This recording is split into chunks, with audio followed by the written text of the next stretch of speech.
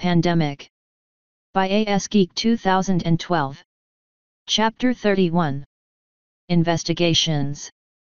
Fred's hooves clopped incessantly against the tiled floor as he paced back and forth. "I don't want to be cooped up in here anymore, Kevin.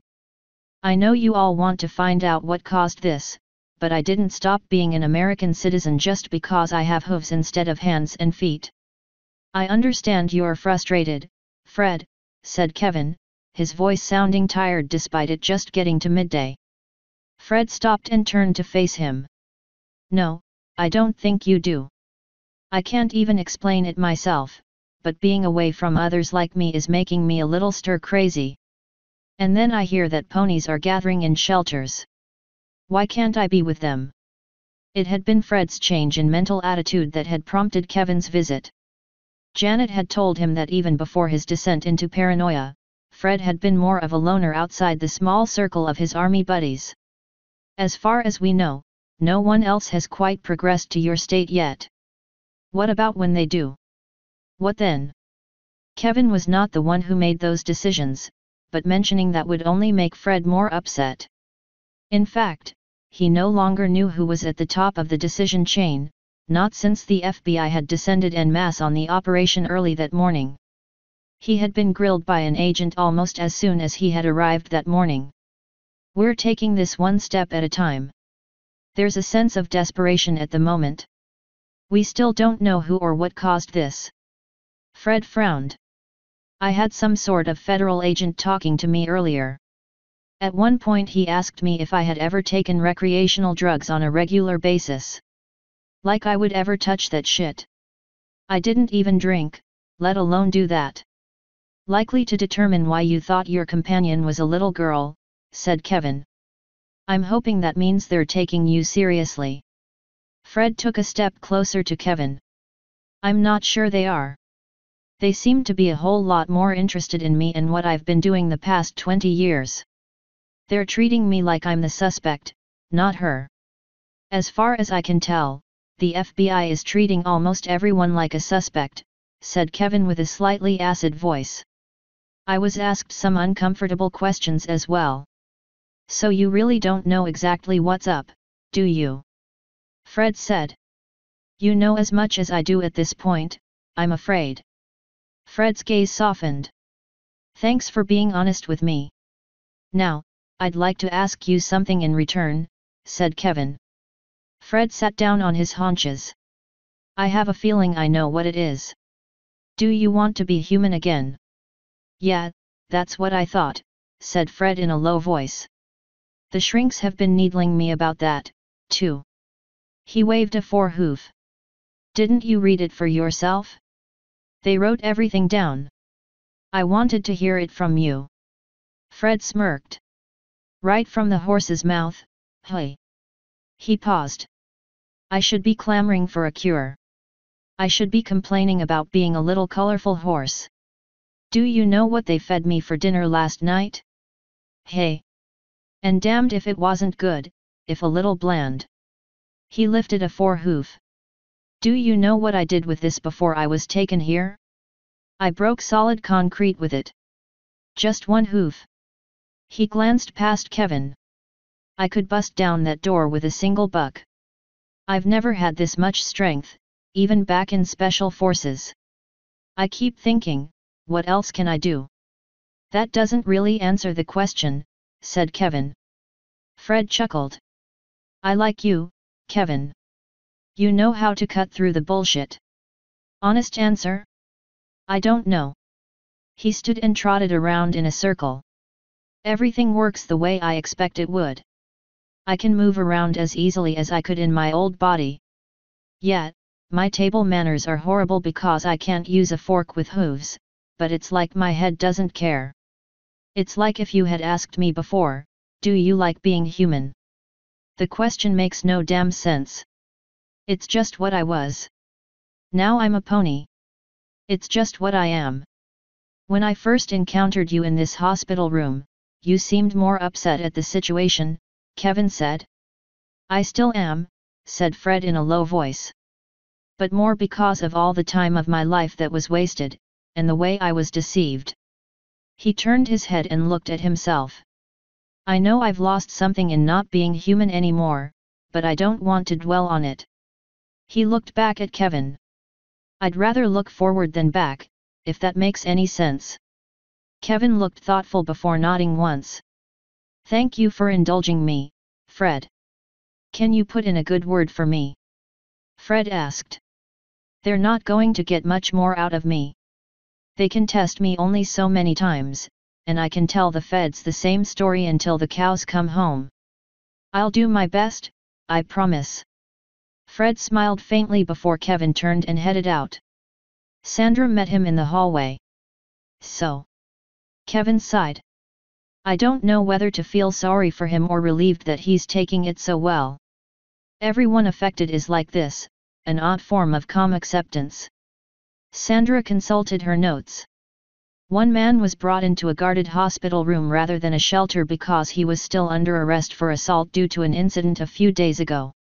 He had instigated the assault specifically because he was upset over the transformation. Now he's a lot more calm about it and even apologetic over what he had done. What about the reports of some sort of energy discharges? Kevin asked. Those would be the horned patients. They appear to be harmless, but we have no idea what it is or what it means. Unicorn magic, Kevin deadpanned. Sandra looked up and frowned. Kevin, please, be serious. I am being serious. I also read that patients without horns or wings are starting to show signs of enormous strength like Mr. Turner. If it were me, I'd take precautions against the possibility that you'll have patients who can fly soon. Sandra sighed. We've already been over that with animal anatomical experts. Unless in their final forms they somehow become extremely light, the consensus is that their wings would not be large or strong enough to generate lift. She paused before adding in a lower voice. But, yes, we're taking precautions anyway. One last thing, said Kevin. Do you know about his desire to be with others like him? Yes, I'm aware of that, said Sandra. I have mixed feelings about it, but it's not my decision concerning him. Kevin raised an eyebrow.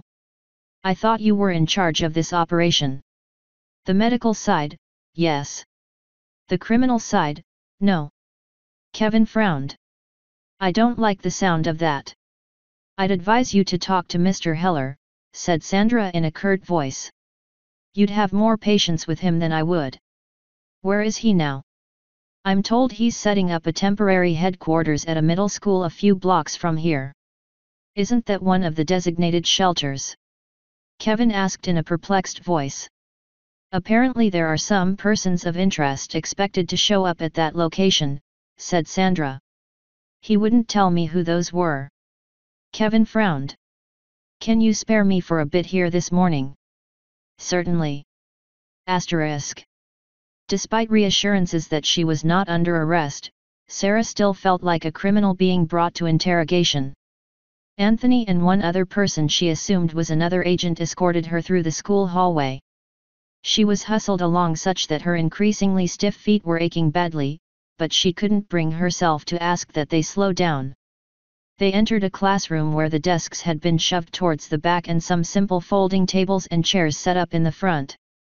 Several laptops were arrayed along one side of the table, network cables stretched across the floor. Two men in lab coats sat on that side near one end. Please, Dr. Tanner, have a seat, said Anthony as he closed the door behind him. He had gestured towards the chairs on the opposite side of the table from the laptops. Sarah nodded and took a seat, carefully draping her tail across her lap. She shifted her weight a few times, but getting comfortable was a losing proposition. All her legs' muscles felt tight, as if protesting the position she was trying to place her body. An odd buzzing sensation flitted about the base of her horn. She glanced at the two lab-coated men. She felt more uneasy at their scrutiny than the agents. As if sensing her distress, one of them gave her a small smile and said, "We're here because of your advanced symptoms, Dr. Tanner. Just standard procedure." Sarah nodded slowly, though it didn't reassure her in the least. Anthony took a seat opposite her. Dr. Tanner, I want to open this by pressing upon you just how critical your assistance will be. Sarah took a deep breath. I understand. All I want to do is help. We've been watching this situation carefully ever since the Colorado Department of Health chose to declare an emergency, said Anthony. We've escalated our involvement the moment the first report came in of wings, and he hesitated just a second as his eyes flicked up to Sarah's forehead. Horns? Because they matched the pictures of the petroglyphs. I'm going to be blunt, Dr. Tanner, said Anthony. You should have sent those photos directly to us. The media is having a field day with it. We have the fringe elements coming out of the woodwork muddying the waters even further. It's drowning out the danger that this poses. I'm sorry, said Sarah, a slight edge to her voice. But I got tired of some pony out there trying to suppress me. I didn't want to risk it happening again. I had no idea at the time how serious this was going to get. For all I knew, it was confined to Lazy Pines. If Anthony had noticed the speech aberration, he didn't show it. I'm going to lay this out for you right now. Until we hear solid evidence to the contrary, my agency is treating this as intentional biowarfare. Sarah's eyes widened. We're basing this on both the inability to locate a natural cause and the severe potential for complete societal upheaval that may result if this impacts a significant portion of the population, Anthony explained. That would play well into an enemy's strategy. But who would do this? Sarah demanded. Who could do it? As for the wood, the United States has many enemies, said Anthony. As for could, that's for the scientists to figure out. I'm more interested in the former. Mr. Heller, I wish I could point to exactly who did this, Sarah said. I was prevented from finding anything beyond just a few hints. Anthony lifted the screen of his laptop and consulted his notes. There were 2 incidents of alleged evidence removal. Are you sure only the second held any hint of what was to happen? Positive, said Sarah. I found nothing, well, pony-related at the first sight. What I had found were highly polished gemstones and exquisitely crafted crystals, things that had never been found in that time period in other Native American sites. I initially assumed they had been stolen for their intrinsic value. It was only when the petroglyphs were wiped that I thought someone was trying to suppress my theory. And your theory is?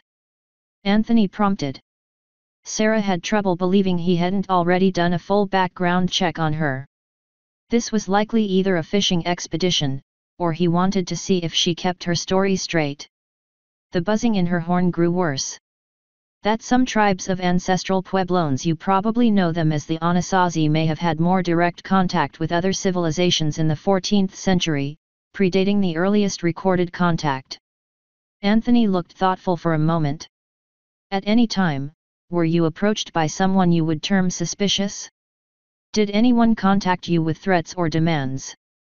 No, but I was certainly afraid they would, Sarah said. Did you have anyone join any of your teams that you didn't recognize?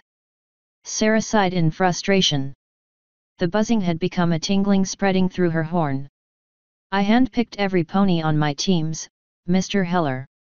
I had to, considering how radical my theories were considered. I didn't want to risk taking on someone who was there just to discredit me. When we're done here, you will provide us with all the names you can remember. Sarah noticed that it had been worded as a command and not a request. I'll do my best. Anthony typed up a few notes on his laptop. Dr. Tanner, who else witnessed your discovery of the petroglyphs? I was actually the second to see them. My assistant Greg saw them first and called me to consult. And to whom did you report this finding? Sarah hesitated. No one. Anthony gave her a level look. No one. I wanted to do more research, Sarah said. Anthony leaned back in his seat. What kind of research? Sarah's ears twitched. She had heard the quotes around the word from his tone. I wanted to make sure they hadn't been faked, because I knew that would be the immediate response from the scientific community. And did you ever do that research? I didn't have time. They were wiped before I could do anything about them. Willful destruction of archaeological evidence is a federal crime, said Anthony. Why did you not report it then? I had my family to worry about, said Sarah. I had to choose my priorities, and I was afraid I was under surveillance given how quickly the evidence was removed. Anthony drew himself forward. Dr. Tanner. And even if I had reported it, would it have given you any clue what was going to happen? Sarah said in a rising tone, the tingling in her horn becoming maddening. I had no idea at first that silly-colored hair had anything to do with ponies, horns, or wings. Dr. Tanner, why are you being so defensive? Anthony asked. Because for all your claims that I'm not under arrest, you sure are making it sound like you're beginning to suspect me of something.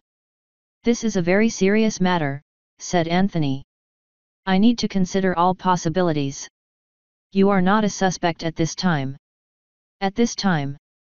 But I am required to inform you that any willful non-disclosure of potential evidence will be considered a serious breach of. The tingling in her horn was suddenly relieved, but not in the way Sarah would have hoped. She felt something akin to a weak electric current surge through her horn, and heard a sound like a crackling pop as a shower of bright sparks burst from the tip. They had barely started to rain down upon the table when Anthony bolted to his feet. Sarah's glistening eyes soon stared up at the barrel of a gun pointed squarely at her. The two physicians immediately rushed to Sarah's side. Mr. Heller, put your gun down. One of them snapped. There's no danger here. It was an involuntary bioelectric response, said the other. We've started to see it this morning in patients with horns. As far as we've been able to determine, it's harmless. Anthony lowered his weapon just as two agents burst into the room. It's all right, he called out in a calm voice. Everything is under control. My apologies, Dr. Tanner. Sarah had no response, her heart still hammering. Sir, we have a man in the hallway here claiming to be Dr. Tanner's physician, said one of the agents at the door. The first physician gave Anthony a cross look. If that's the case, I strongly suggest you allow him in. He does have an ID issued by the Colorado Department of Health, said the agent. It checks out. Anthony put his gun away. Very well, let him in. The agents nodded and withdrew, and Kevin rushed into the room and to Sarah's side. Are you all right? Sarah took a deep breath to steady herself and nodded. She found her voice, though it still quavered as she looked at Anthony. I've told you everything I possibly know, Mr. Heller. I want to know what happened as much as you do. Anthony said nothing and simply looked on impassively. Kevin helped Sarah to her feet. Sarah gave him a weak smile. It's good to see you again, Dr. Connor. Kevin returned the smile as best he could. I'm sorry I can no longer attend to you or your family personally. I'm more of a general resource now. He glanced over to the federal agent. I would like to stay and speak with Mr. Heller here. That's fine, I want to get back to my family, said Sarah. Thank you for everything you've done for us, we won't forget it. Kevin's smile faded, and his eyes grew distant and cloudy. Are you all right, Dr. Connor? Sarah asked. Yes, sorry, Kevin murmured. My thoughts were elsewhere. I'll make sure to check on you and your family from time to time. Laura is in another shelter, just so you know. The high school. I'll keep that in mind. Sarah remanded herself to the care of the other physicians as they shepherded her out of the room. The words of the agent echoed in her head. Had she been too timid about reporting the archaeological theft and destruction? Had she somehow squandered an opportunity to stop this plague? She had never associated the strange baubles of the first dig with anything fantastic outside of her own theories. Now she wondered as to what the significance truly was, or if she had been wrong in the first place, and something deeper and utterly more strange was going on. Sarah desperately wanted to find out. Kevin watched as Sarah was escorted out of the room. Her last words to him had caught him off guard, "Thank you for everything you've done." His wife had said almost those same words to him on her deathbed. "You wanted to speak with me, Dr. Connor," Anthony said. Kevin turned fully towards the agent. "I'm simply glad you even let me near you.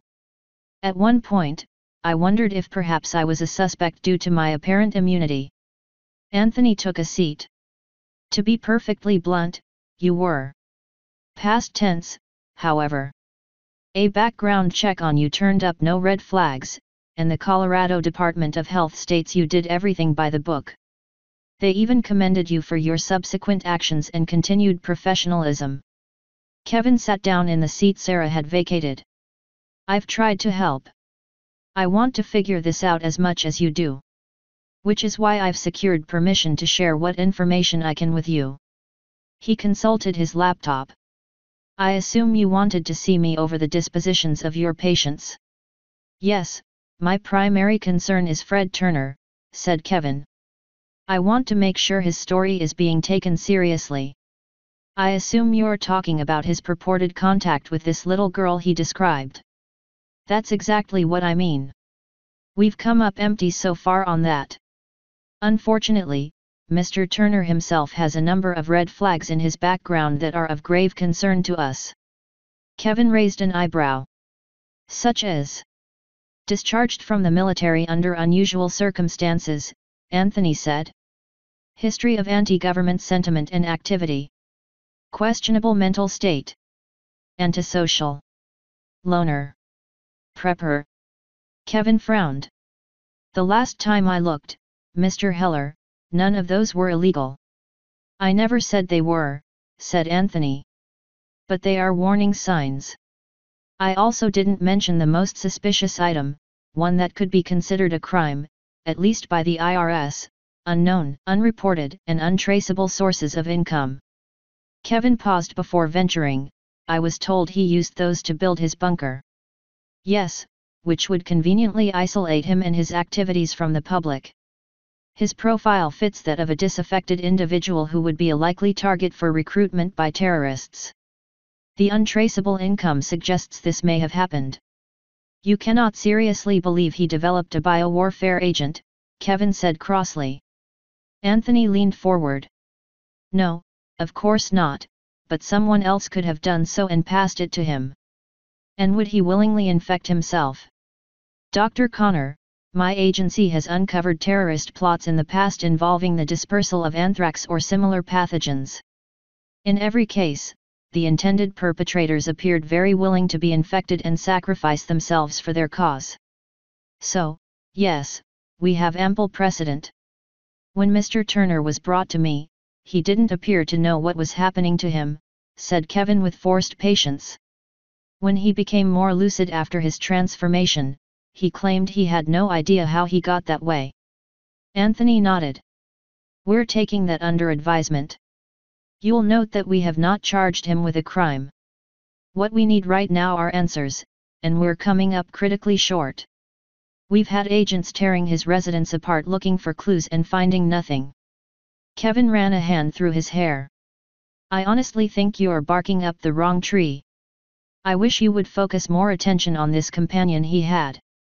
"Right now, we have no further leads," said Anthony. "We went over his military records and the incident that led to his eventual discharge, but that led nowhere. We're doing the best we can, but the situation is grave enough, I can't worry about whose toes or hooves I step on." "Then I suppose there's no point in bringing up Sarah Tanner," Kevin murmured. "I still wish to question her further, but only because she may have had contact with whoever is behind this, even if she didn't realize it at the time," said Anthony. "Believe it or not, we're the good guys here." Kevin's cell phone vibrated. He yanked it out, and his eyebrows rose at the caller ID. As much as he wanted to talk to Heather, he slipped it back in his pocket and let it go to voicemail. "I suppose I should be happy you're being candid with me. At this point, no purpose is served by being secretive," said Anthony. "Your record concerning your adherence to patients' privacy is impeccable. I'm taking a chance you'll keep things in confidence when we request it.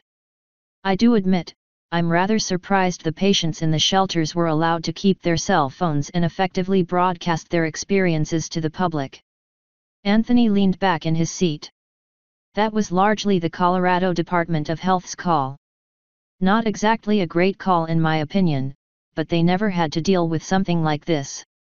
In most public emergencies, all people can chronicle is the inside of a hospital room or whatever natural disaster is happening that's already all over the news. By the time we got on the scene, the cat was out of the bag, so there was little point in antagonizing either the patients or the public with pointless censorship. Are you aware of my concerns over an influenza link? Kevin asked. Very much so, Anthony said. Mr. Turner's belongings are being tested for any sort of chemicals that could be used as growth mediums or preservatives for infectious agents, including influenza. The FAA is about to issue a directive to all U.S. airports that absolutely no one showing either signs of influenza or ETS are to be allowed on board. Officially, for the purposes of mitigating panic, we're treating them as two separate diseases. Kevin wished he could be content with that. He realized everyone was doing everything they humanly could, but it never seemed enough. If he looked at Anthony long enough, he thought he could see the same intense concern in the agent's eyes as well. His stomach twisted into a knot as he finally realized they could be on the brink of a sort of apocalypse, just one that never made it into either the annals of science fiction or religious dogma. May I ask one thing, Mr. Heller? Kevin said in a cautious voice. May I be present if you choose to interview one of my patients again? I can't promise anything, but I'll see what I can do. Anthony stood. I want you to know that your efforts are appreciated. He extended his hand. Kevin didn't hesitate. He stood and accepted the man's handshake, musing over how simple a gesture can open a bridge of trust. Within a day, if even that, hundreds of people were about to have that ability taken away from them. Asterisk. Sarah could be content with the fact that the FBI had been true to their word. Jenny had been allowed to claim a space for her mother at the shelter, another auditorium turned makeshift dormitory. Sarah hugged Jenny tightly, and for once her daughter did not try to break off the embrace early. Sarah reluctantly let go first. Are you okay? Jenny flopped down onto her bedroll and curled her tail around her. Yeah, I guess. Is something the matter? Sarah asked. Jenny reached down and tugged up a pant's leg. Half her calf was covered in blue fur, a few shades lighter than that of her father's hair. Sarah sighed. I'm sorry. Jenny shrugged. I'm not upset over it. Weird is the new norm. It shouldn't be, Sarah declared. Does it matter? Sarah had no answer. She lifted a hand to her horn. At first, that odd discharge earlier had frightened her, now less so. She could still feel a slight buzzing at its base, though she felt in no danger of another energetic release, as if she somehow was gaining control over it, just like Laura had with her wings. You look like a unicorn, Jenny suddenly said. Sarah blinked and stared. Jenny averted her eyes. Sorry. You don't want to hear that stuff. Maybe I do. Jenny turned her head towards her mother and gave her a nonplussed look. It's what always made you happy, isn't it? Sarah asked. It didn't make you happy. Maybe I was wrong, said Sarah. I've spent the better part of the last 10 years thinking I understood you as a person, and now I realize I had no clue. Mom, I don't even understand myself anymore, said Jenny in a quavering voice. Sarah was quiet for a long moment before she finally said in a tentative voice, Harry always liked listening to your stories, even if he didn't let on. You don't have to try to make me feel better, Jenny muttered. I'm not. I mean, I'm not inventing stuff just to cheer you up. He really did like listening to you. Jenny cast her glistening eyes at her mother. Dad used to tell me stories about stuff he did when he was a kid. At the time, they sounded like fantasies to me. Sarah smiled weakly. He had a bit of a rambunctious childhood. Then he just stopped. Then it was all about Bob. Sarah's smile faded. If it helps any, he realizes he took the wrong tack on that. It doesn't, Jenny said. But I'm just being self-centered again. Jenny, please, don't say that. Why not? It's true. I surrounded myself with fantasies and made it all about me. I did what I wanted to do regardless of how dangerous it was. Sarah took a deep breath. Jenny, your aunt talked to me about you. Jenny's eyes widened. She said she was worried about you after your conversation with her on the deck, Sarah said. Jenny clenched her hands into fists. Why the fuck did she have to tell you about that? Sarah was too taken aback by her daughter's vehemence to even think about calling her out on her language. If I thought she was going to tell you. Jenny shook her head, her pink hair flying. Never mind. It doesn't matter. It does matter, Jenny, said Sarah earnestly. And, frankly, I'm sorry Harry and I didn't see this before now. Jenny trembled and looked away. I think what happened to you when you were 5 had something to do with this. I still don't remember it, she said in a low voice. After this crisis is over, we can get you help so you can. Jenny snapped her gaze back to her mother. I don't want to remember. Because if you make me remember, I'll remember that I hate my sister for not knowing what to do, for letting me get so scared I had to invent a whole other reality too. Jenny trailed off. Only then did she realize tears were leaking from her eyes. For a moment, all Sarah could do was stare despite how her heart ached. It had been so long since Jenny had cried over anything that it was simply an utter shock to see her this way. When the tears began flowing more in earnest, Sarah pulled Jenny into an embrace. I don't want to hate Laura, Jenny whimpered. I don't want to hate Annaponi. Sarah closed her eyes tightly. I know, she said softly. I am sorry I did all those stupid things. SHH, it's all right. Don't worry about that now. Jenny let out a ragged breath as she relaxed somewhat. I want to go back to the fantasy stuff. I still like it, I just don't want it to be all I am. Sarah saw the irony in that last statement, even though she knew Jenny hadn't meant it that way. Sarah might have well been a character from Jenny's stories at this point. Don't worry about it right now, Jenny.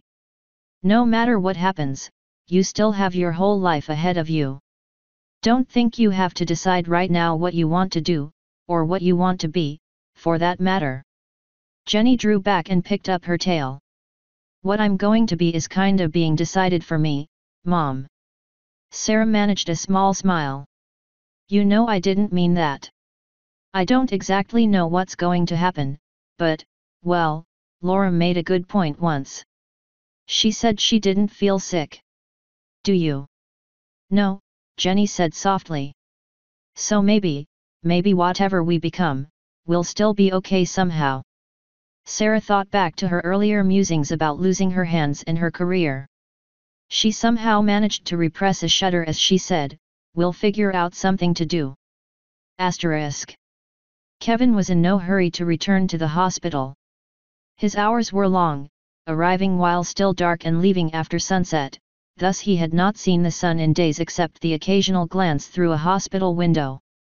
At the same time, the eerily empty streets were a constant reminder of the crisis. Even at the height of the flu outbreak, it had not been anything like this. Even the soldiers of the National Guard were concentrated near the shelters, as there was no need to keep the peace in abandoned neighborhoods. He took the time to return Heather's call. It's good to hear from you again. I'm sorry I couldn't take the call when it came in. I'm just sorry I have to be considered a patient and can't be helping you, said Heather in a forlorn voice. If you don't mind me asking, how far? I have a tail, a nice set of pony ears covered in lovely spring green fur, and dark green eyes, said Heather. And the tail and fur are just as sparkly as my head. Kevin smiled faintly. If it helps any, there's been one more person found with that crystalline effect. It doesn't, but nothing can be done about it. Where are you now? Closing up shop for good before heading to a shelter. Come again. Your office, silly, Heather said, and Kevin could see the smirk in his mind's eye. I wanted to make sure all your records are secure. I don't want to leave my successor with a mess. Kevin sighed. Heather, why would I ever think of replacing you? Well, there is that little thing about not having hands anymore. Heather had been his assistant ever since he had opened the office in Lazy Pines. She had not been the most qualified of all the applicants in terms of years of experience, but she had a personality that had meshed with his at once and a gift for making patients feel relaxed. He had never once doubted his decision. Even when he went through a rough period where he could have let her go to save money, he could never bring himself to do it. I'm making you a promise, said Kevin, when this is over, your job is going to be right where you left it. Kevin, please, be reasonable. For once, I don't want to be. Heather uttered a short laugh. Sometimes I find it so hard to believe that only a week ago we were talking about a viral marketing campaign being behind this. I wonder if this is how people of a previous generation felt during the Cuban Missile Crisis, everybody just stunned at how everything went to hell in such a short period of time. Kevin turned a corner, and the hospital loomed ahead. Yes, and people were expecting the world to blow up back then, too, but it didn't. Question is, how are the folks in your neck of the woods handling it? Kevin had been afraid of that question. It had only been a few days since the state had moved in, and already the sense of desperation was palpable despite their best attempts to hide it. One physician on the task force was a veteran of overseas wars and had seen more than his fair share of horror. Even he had looked spooked over recent developments. They're coping and still forging ahead, said Kevin. That's really all I can say. Heather was quiet for a long moment. Look, this may be the last time we talk again for a while. Just promise me you won't try to find out what I've become. Kevin sighed. Heather. Please, Kevin, just remember me the way I was, okay? If I feel okay with having you see what's happened to me, then I'll arrange something, but just don't go looking for it. Kevin stopped and closed his eyes. All right, he said in a quavering voice. Goodbye, Kevin. Goodbye. Kevin held the phone to his ear for another few seconds, as if in hopes that Heather would magically come back on the line. He finally tucked it back into his shirt pocket and headed into the hospital. At once he knew something was up, as the nurses at the entry station immediately paged for Dr. Marlowe the moment they saw him. What's happened? Asked Kevin as Sandra rushed up. We just got word from the Garfield County Sheriff's Office, said Sandra. 2 fully transformed cases of ETS were found in Carbondale. Kevin frowned. Did I hear you right? That's almost on the other side of the state, well outside the emergency area. Why didn't we hear any reports from their hospitals before this? These 2 patients showed up out of the blue at the town's Catholic church, Sandra said. There's a lot more to the story, but I only got a piece of it before the damn FBI claimed the rest of the pie and didn't share. So much for no pointless censorship, Kevin muttered. What do we know? They had some fantastic story about being aliens, but the names they claimed for themselves sound more like they came from the imagination of an 8-year-old girl. Dear God, I hope this is a hoax, said Kevin. Otherwise it means this disease could cause a mental aberration we're not yet aware of. If so, it's hugely inconsistent, said Sandra. It apparently cured Mr. Turner of his mental issues yet instills delusions in others. That makes little sense. If you ask Mr. Heller, he'll tell you it would fit perfectly with a biowarfare scenario, said Kevin in a low voice. Well, he must think there's something to this, because he greenlit my request to have them transferred here. Sandra paused. The only other bit I got was something about them demonstrating magic to the priest. Kevin's eyebrows rose. Did you say magic? Sandra sighed. Please, Kevin, no comments about unicorn magic again. Were they unicorns? Kevin demanded. Sandra frowned. The patients were horned, yes. I understand, you want to grasp at anything that will give us a clue, we all do, but we have to keep a sense of perspective. Realize who the primary witness to this was, a man predisposed to believe in the supernatural. And yet we have the mysterious discharges, which could have a biological source we just haven't discovered yet, Sandra declared. I'm not advocating we buy the story lock, stock, and barrel, but I do think we should find out what the hell is going on, Kevin countered. I've gone on record as saying I'm willing to look like a damn fool if it means figuring this out. Sandra sighed. I know, I'm just not used to magic pixie dust being on the list of viable possibilities. Asterisk. Star Singer sighed in exasperation as she placed the far-hearing stone aside. She had spent the past hour in a vain attempt to undo Sunset's neutralization spell. She should have realized Sunset's magic would simply be too powerful or too complex for her to unravel. She frowned as she glanced at the apparatus, which now lay quiescent, the magic in the crystals having played itself out not too long after Sunset had left that morning. Star could have kept it going easily, but she had found out all she was going to. That's what she told herself, anyway. She didn't want to help Sunset, but not helping her felt like a betrayal, not just to Sunset but her own ideals. She had been left alone long enough that she was startled by the flash of teleportation magic. I don't have a lot of time, Sunset said as she trotted up. Have you found? She trailed off as she glanced at the apparatus. She frowned as she stepped up to it. You let the spell fade. There's only a limited amount of information I could glean from such a small sample of blood, said Star in a subdued voice. Sunset levitated the vials from the center of the lattice. You didn't have to leave them here. They'll spoil without a stasis field around them. You could have at least put them in the refrigerator. Star frowned. Didn't you hear what I said? There's nothing more I can discover. But I could have acted on what you did find out. Star's ears drew back. Who said I found anything? Just now, when you said there was nothing more you can discover, said Sunset. Star clenched her teeth. I wish you would stop doing that. And I wish you would stop being so obstinate. So does that mean you're going to go back on your word and try to force the information from me? Star said in a wary voice. Nothing of the sort, Sunset said, though her voice was still terse. But you can't blame me for being a little upset that you don't want to help. Or did you think you might help Twiley instead? Star jerked her head towards Sunset. What are you talking about? Sunset smiled. You didn't seriously think I wouldn't put an anti-tampering ward on the stone, did you? Star's eyes widened before she could catch herself. I'm not terribly angry with you, said Sunset as she placed the vials back in the lattice and recharged it with her horn. You had plenty of time for a corrupted Twilight to bend your ear. It further proves that you did find something significant, or you wouldn't have tried to tell her about it. Star turned more fully towards Sunset. And why do you think I would tell you just because you found me out? Look at it this way, Sunset said in a gentle voice. You implied earlier that my plans are delicate or precarious.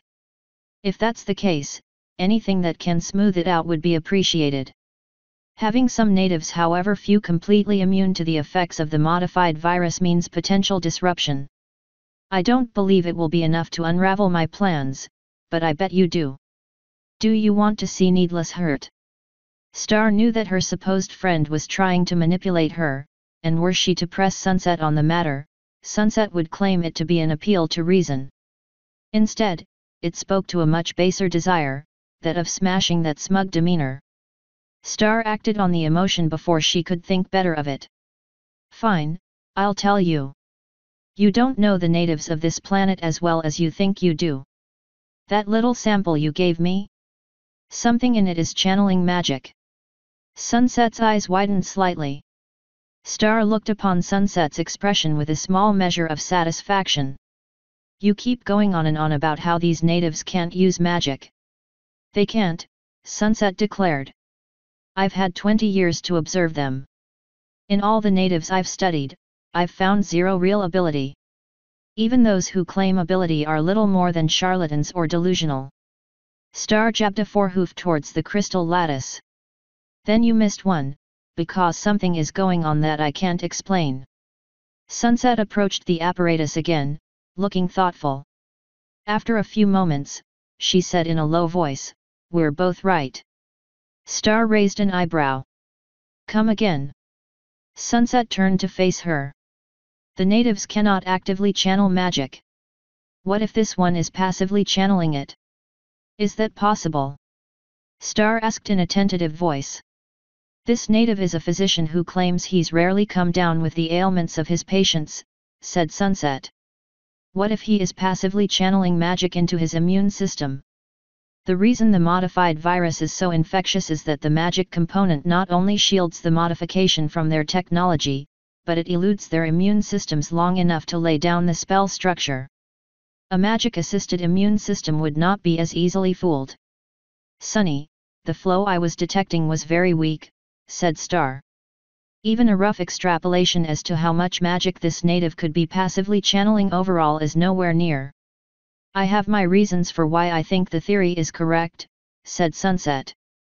"Thank you, Starry, you have been very helpful." "I didn't tell you that to help you," Star cried. "I told you that in hopes you'd see reason." "I don't follow. You keep going on and on about how the natives can't use magic," Star said. "This could be the start of their magical awakening. They could very well start wielding magic if left on their own." Sunset nodded. "Of course they could. That's an obvious conclusion." Star gaped. "And you don't think that changes your plans just a little?" "I assume you mean other than devising a way to defeat this immunity," said Sunset. "Why would it change them? You're talking developments on an evolutionary time scale. Do you think Equestria or this planet, for that matter, has thousands of years to wait before the natives can learn to lift so much as a pebble with magic, let alone use it in a coordinated manner? What if you helped them develop it faster?" Star said. "Then you might have had a world that would have willingly given Equestria all the magic it could ever need just out of sheer gratitude." Sunset paused before speaking in a soft voice. "Perhaps if this had been 20 years ago, perhaps if you had chosen to come with me when I had asked, we could have pursued that option together. It's far too late now." Star took a slow, deep breath, struggling to fight off Sunset's attempt to make this about Star's failure. She finally muttered, "You're insane." Sunset sighed as she turned away. "I'm sorry you feel that way," Sunset said in a sad voice. She looked towards the runic circle. "Starry, I won't force you to accept my plans. If you truly wish to go home, I will allow you." Star hesitated before turning to face the circle. "Are you serious?